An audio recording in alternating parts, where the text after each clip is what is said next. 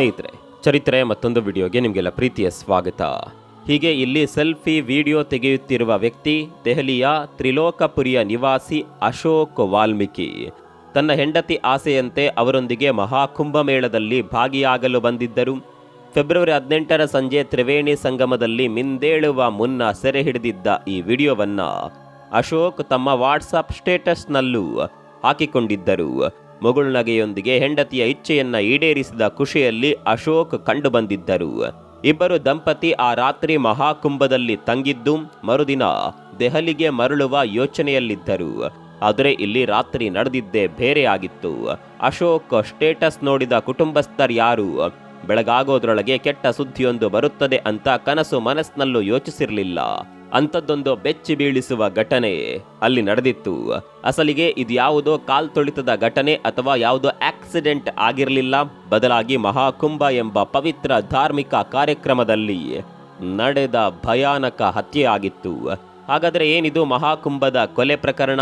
ಅಸಲಿಗೆ ಇಲ್ಲಿ ಕೊಲೆಯಾಗಿದ್ದು ಯಾರು? ಏನಿದು ನಿಗೂಢ ಮರ್ಡರ್ ಮಿಸ್ಟ್ರಿ? ಈ ಕೇಸ್ ಬೆಳಕಿಗೆ ಬಂದಿದ್ದು ಹೇಗೆ? ಇದೆಲ್ಲವನ್ನ ನೋಡೋಣ.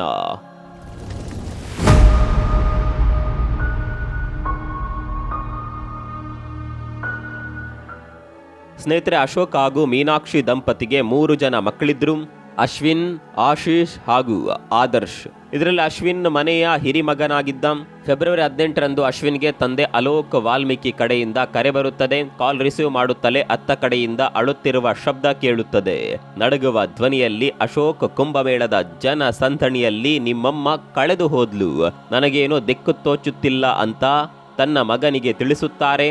ಇದನ್ನ ಕೇಳಿ ಅಶ್ವಿನ್ ಸಹಜವಾಗಿಯೇ ಗಾಬರಿಗೊಳಗಾಗ್ತಾನೆ. ಈ ಘಟನೆಯ ಕೆಲ ದಿನಗಳ ಹಿಂದೆಯಷ್ಟೇ ಕುಂಭಮೇಳದಲ್ಲಿ ಕಾಲ್ತುಳಿತ ಉಂಟಾಗಿ ಸಾವುಗಳು ಸಂಭವಿಸಿರುತ್ತದೆ.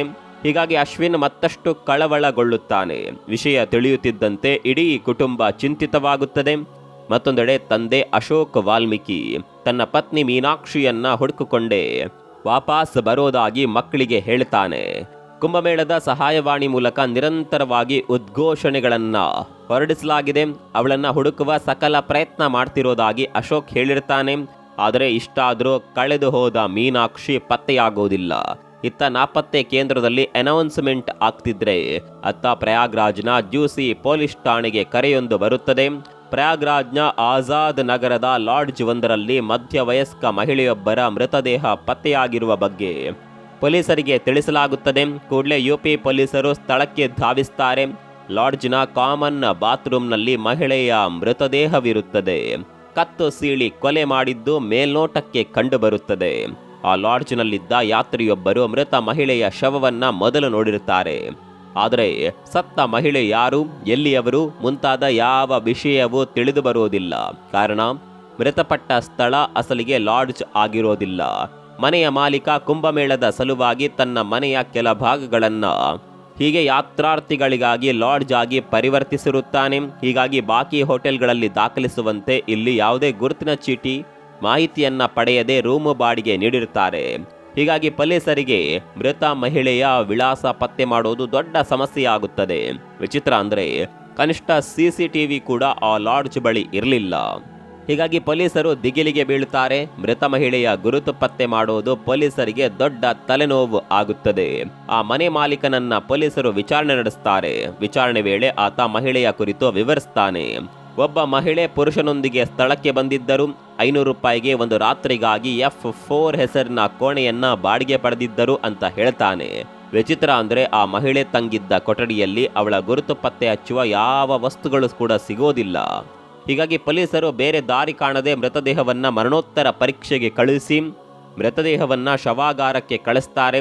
ಜೊತೆಗೆ ಈ ಮೃತ ಅಜ್ಞಾತ ಮಹಿಳೆಯ ಫೋಟೋವನ್ನ ಉತ್ತರ ಪ್ರದೇಶದ ಪೊಲೀಸ್ ಠಾಣೆಗಳಿಗೆ ಹಾಗೂ ಸೋಷಿಯಲ್ ಮೀಡಿಯಾಗಳಿಗೆ ಕಳಿಸಲಾಗುತ್ತೆ. ಮೀನಾಕ್ಷಿ ನಾಪತ್ತೆಯಾಗಿ 2 ದಿನವಾದರೂ ಯಾವುದೇ ಸುದ್ದಿ ಬಾರದೆ ಇದ್ದುದಕ್ಕಾಗಿ ಅಶೋಕ್ ಮನೆಯಲ್ಲಿ ಕಳವಳ ಹೆಚ್ಚಾಗುತ್ತೆ. ಅಶೋಕ್ ಮೀನಾಕ್ಷಿ ದಂಪತಿ ಮಗ ಅಶ್ವಿನ್, ತನ್ನ ಸೋದರ ಮಾವ ಪ್ರವೇಶ್, ಕಿರಿಯ ಸಹೋದರ ಆದರ್ಶ್ ಹಾಗೂ ಜೊತೆಗೆ ಇಬ್ಬರು ಗೆಳೆಯರೊಂದಿಗೆ ತಾಯಿಯನ್ನ ಹುಡುಕಾಡಲು ಫೆಬ್ರವರಿ 21ರಂದು ಪ್ರಯಾಗ್ರಾಜ್ಗೆ ಆಗಮಿಸುತ್ತಾರೆ. ಬಳಿಕ ಸ್ಥಳೀಯ ರೈಲು ನಿಲ್ದಾಣದ ಪೊಲೀಸರನ್ನ ಸಂಪರ್ಕಿಸಿ ತಮ್ಮ ತಾಯಿ ಕಾಣೆಯಾಗಿರುವ ವಿಚಾರವನ್ನ ಸವಿವರವಾಗಿ ತಿಳಿಸುತ್ತಾರೆ. ಅಲ್ಲದೆ ಪುಣ್ಯ ಸ್ನಾನದ ಹಿಂದಿನ ರಾತ್ರಿ ತಮ್ಮ ತಂದೆ ವಾಟ್ಸಾಪ್ ಸ್ಟೇಟಸ್ನಲ್ಲಿ ಹಾಕಿದ್ದ ವಿಡಿಯೋವನ್ನ ತೋರಿಸ್ತಾರೆ. ಯಾವಾಗ ಅಶ್ವಿನ್ ಈ ವಿಡಿಯೋ ಪೊಲೀಸರಿಗೆ ತೋರಿಸ್ತಾರೋ ಆಗ ಪೊಲೀಸರು ಆ ಸ್ಥಳವನ್ನ ಐಡೆಂಟಿಫೈ ಮಾಡಲು ತೊಡಗ್ತಾರೆ. ಇದಾದ ಬಳಿಕ ಪೊಲೀಸರು ಅಶ್ವಿನ್ ಹಾಗೂ ಆತನ ಜೊತೆ ಇದ್ದವರಿಗೆ ಜೂಸಿ ಪೊಲೀಸ್ ಠಾಣೆಗೆ ಭೇಟಿ ನೀಡುವಂತೆ ತಿಳಿಸ್ತಾರೆ. ಸ್ನೇಹಿತರೆ, ಇದೇ ಜುಲೈ 28ಕ್ಕೆ seven sands tourism company Shirdi ಹಾಗೂ 3 ಜ್ಯೋತಿರ್ಲಿಂಗಗಳ ಪ್ರವಾಸವನ್ನ ಆಯೋಜನೆ ಮಾಡಿದೆ. 3 ನೈಟ್ 4 ಡೇಗಳ ಟ್ರಿಪ್ ಇದು. ಈ ಯಾತ್ರೆಯಲ್ಲಿ ಶಿರಡಿ ಸಾಯಿಬಾಬಾ, ಭೀಮಾಶಂಕರ, ನಾಸಿಕ್ ತ್ರಯಂಬಕೇಶ್ವರ್, ಗ್ರೀಷ್ಣೇಶ್ವರ ಜ್ಯೋತಿರ್ಲಿಂಗ, ಅಜಂತ, ಎಲ್ಲೋರ ಇಷ್ಟೆಲ್ಲ ಪ್ಲೇಸ್ ಗಳನ್ನ ಕವರ್ ಮಾಡ್ತಾರೆ. ಈ ಪ್ಯಾಕೇಜ್ ನಲ್ಲಿ ಫ್ಲೈಟ್ ಟಿಕೆಟ್ಸ್, 3 ಸ್ಟಾರ್ ಹೋಟೆಲ್ ನಲ್ಲಿ stay, all meals, AC transport ವ್ಯವಸ್ಥೆ, 24x7 ಟೂರ್ ಮ್ಯಾನೇಜರ್ ಅಸಿಸ್ಟೆನ್ಸ್ ಇರುತ್ತೆ. ಈ ಪ್ಯಾಕೇಜ್ ನ ಪ್ರೈಸ್ ಕೇವಲ 28,700 ರೂಪಾಯಿ ಮಾತ್ರ. ಕೆಲವು ಸೀಟುಗಳು ಮಾತ್ರ ಬಾಕಿ ಇದೆ. ಇಂತಹ ಆಫರ್ ಬೇರೆಲ್ಲೂ ಸಿಗೋದಿಲ್ಲ. ಹೀಗಾಗಿ ಆಸಕ್ತರು ಈ ನಂಬರ್ಗೆ ಈಗಲೇ ಕಾಲ್ ಮಾಡಿ ನಿಮ್ಮ ಸೀಟನ್ನ ಬುಕ್ ಮಾಡಿ. ರೈಲ್ವೆ ಪೊಲೀಸರ ನಿರ್ದೇಶನದಂತೆ ಅಶ್ವಿನ್ ತಂಡ ಜೋಸಿ ಠಾಣೆಗೆ ಭೇಟಿ ನೀಡುತ್ತದೆ. ಅಲ್ಲಿನ ಸ್ಥಳೀಯ ಠಾಣೆಯ ಎಸ್ಐ ಉಪೇಂದ್ರ ಪ್ರತಾಪ್ ಅವರಿಗೆ ಇರುವ ವಿಚಾರವನ್ನ ತಿಳಿಸ್ತಾರೆ. ಅಲ್ಲದೆ ತಮ್ಮ ಬಳಿ ಇರುವ ಫೋಟೋ ತೋರಿಸ್ತಾರೆ. ಯಾವಾಗ ಈ ಫೋಟೋ ತೋರಿಸ್ತಾರೋ ಆಗ ಆ ಅಧಿಕಾರಿಗೆ ಚಿತ್ರದಲ್ಲಿರುವ ಹೆಣ್ಣು ಮಗಳ ಚಹರೆ ಲಾಡ್ಜ್ನಲ್ಲಿ ಮೃತ ಮಹಿಳೆಯ ಮುಖದೊಂದಿಗೆ ಹೋಲಿಕೆ ಕಂಡುಬರುತ್ತದೆ. ಕೂಡಲೇ ಅಧಿಕಾರಿ ಕಾರ್ಯಪ್ರವೃತ್ತರಾಗಿ ಮಹಿಳೆಯ ಮೃತದೇಹವನ್ನ ಇರಿಸಲಾಗಿರುವ ಶವಾಗಾರಕ್ಕೆ ಕರೆದುಕೊಂಡು ಹೋಗ್ತಾರೆ. ಯಾರೇ ಆಗಲಿ ಕಾಣೆಯಾದ ವ್ಯಕ್ತಿ ಇಂದಲ್ಲ ನಾಳೆ ಸಿಗ್ತಾರೆ ಅನ್ನುವ ನಂಬಿಕೆಯಲ್ಲೇ ಹುಡುಕಾಟ ನಡೆಸ್ತಾರೆ. ಅಂಥದ್ದೊಂದು ನಂಬಿಕೆಯ ಮೇಲೆಯೇ ಕುಟುಂಬಸ್ಥರು ಇರ್ತಾರೆ. ಆದರೆ ಈ ಪ್ರಕರಣದಲ್ಲಿ ಆಗಿದ್ದೇ ಬೇರೆ. ಕಳೆದು ಹೋದ ತಾಯಿಯನ್ನ ಹುಡುಕಲು ಬಂದ ಮಕ್ಕಳು ಇಲ್ಲಿ ತಾಯಿ ಶವವಾಗಿ ಮಲಗಿರೋದನ್ನ ಕಂಡು ಶಾಕ್ಗೆ ಒಳಗಾಗ್ತಾರೆ. ಅವ್ರಿಗೆ ಏನ್ ಮಾಡಬೇಕು ಅನ್ನೋದೇ ಗೊತ್ತಾಗೋದಿಲ್ಲ. ತಾಯಿ ಶವವಾಗಿ ಮಲಗಿರೋದನ್ನ ಕಂಡು ದುಃಖಿತರಾಗ್ತಾರೆ. ಅಸಲಿಗೆ ತನ್ನ ತಾಯಿಯ ಮರ್ಡರ್ ಆಗಿದೆ ಅನ್ನೋದನ್ನ ನಂಬಲು ಸಹ ಅವ್ರಿಗಾಗೋದಿಲ್ಲ. ಸ್ನೇಹಿತರೆ, ಮನೆಯ 4 ಗೋಡೆ ಮಧ್ಯೆ ಏನು ನಡೆಯುತ್ತದೆ, ಯಾರು ಯಾರೊಂದಿಗೆ ಹೇಗಿದ್ರು ಅನ್ನೋದು ಕೇವಲ ಮನೆಯವರಿಗೆ ಮಾತ್ರ ತಿಳಿದಿರುತ್ತೆ. ಅಂತೆಯೇ ಅಶ್ವಿನ್ಗೆ ಮನೆಯ ಪರಿಸ್ಥಿತಿ ಅರಿವಿತ್ತು. ಹೀಗಾಗಿಯೇ ಆತ ತನ್ನ ತಾಯಿಯ ಸಾವಿನ ವಿಚಾರವಾಗಿ ತಂದೆಯ ಮೇಲೆಯೇ ಆತನಿಗೆ ಅನುಮಾನವಿತ್ತು.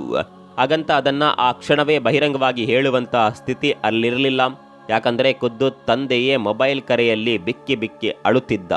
ವಿಚಿತ್ರ ಅಂದ್ರೆ ತಂದೆಯೇ ತಾಯಿಯ ಆಸೆ ಪೂರೈಸಲು ಅವಳನ್ನ ಮಹಾಕುಂಭಮೇಳಕ್ಕೆ ಆಸೆಯಿಂದ ಕರೆದುಕೊಂಡು ಬಂದಿದ್ದ.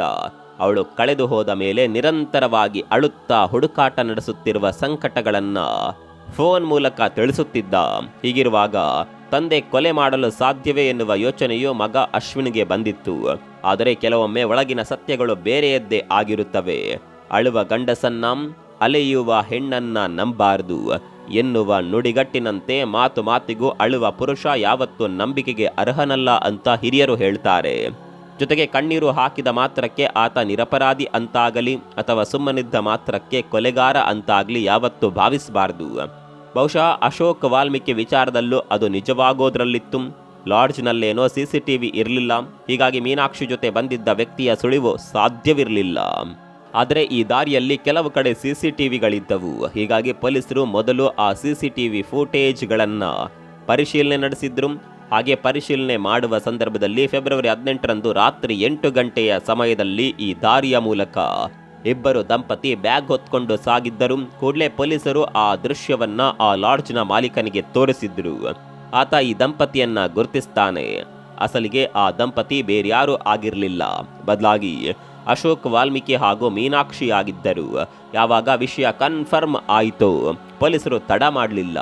ಕೂಡಲೇ ಅಶ್ವಿನ್ರನ್ನ ಕರೆಸಿ ವಿಷಯ ತಿಳಿಸಿದ್ರು. ಅಲ್ಲದೆ ತಮ್ಮ ತಂದೆಗೆ ಕರೆ ಮಾಡುವಂತೆ ತಿಳಿಸಿ ಯಾವುದೇ ಕಾರಣಕ್ಕೂ ಮೃತದೇಹ ಸಿಕ್ಕಿರುವ ಬಗ್ಗೆ ಆಗಲಿ ಅಥವಾ ಅವರೇ ಕೊಲೆ ಮಾಡಿರುವ ಸಾಧ್ಯತೆ ಬಗ್ಗೆ ಆಗಲಿ ಸಂಶಯ ಬಾರದಂತೆ ಪರೀಕ್ಷೆ ನಡೆಸುವಂತೆ ತಿಳಿಸಿದ್ರು.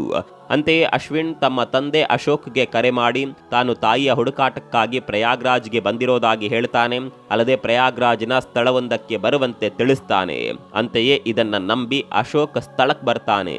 ಆತನಿಗೆ ಮೀನಾಕ್ಷಿ ಮೃತದೇಹ ಪೊಲೀಸರಿಗೆ ಸಿಕ್ಕಿರುವ ಮಾಹಿತಿಯಾಗ್ಲಿ ಅಥವಾ ತನ್ನ ಮೇಲೆ ಪೊಲೀಸರಿಗೆ ಅನುಮಾನ ಬಂದಿರುವ ವಿಚಾರವಾಗಿ ತಿಳಿದಿರೋದಿಲ್ಲ. ಹೀಗಾಗಿ ಆತ ಬಹಳ ನಿರ್ಭಯವಾಗಿಯೇ ಸ್ಥಳಕ್ಕೆ ಬರ್ತಾನೆ.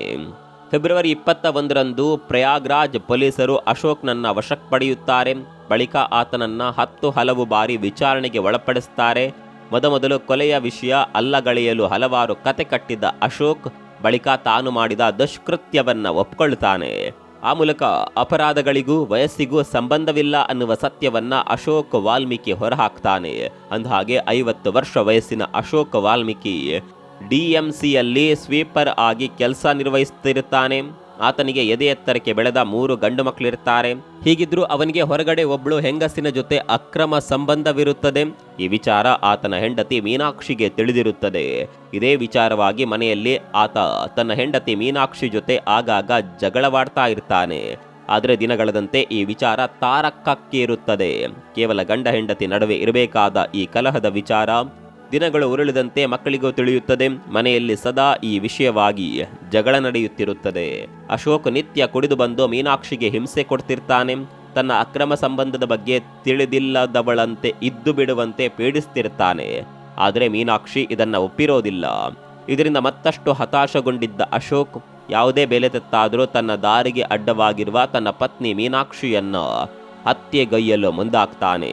ಇದಕ್ಕಾಗಿಯೇ ಆತ ಮಹಾಕುಂಭಮೇಳಕ್ಕೂ ಮೊದಲು ತನ್ನ ಹೆಂಡತಿ ಮೀನಾಕ್ಷಿಯನ್ನ ಕರೆದುಕೊಂಡು ಹರಿದ್ವಾರಕ್ಕೆ ಹೋಗಿರ್ತಾನೆ. ಆದರೆ ಅಲ್ಲಿ ಮೀನಾಕ್ಷಿಯನ್ನ ಕೊಲ್ಲಲು ಪ್ರಶಸ್ತ ಜಾಗ ಸಿಕ್ಕಿರೋದಿಲ್ಲ.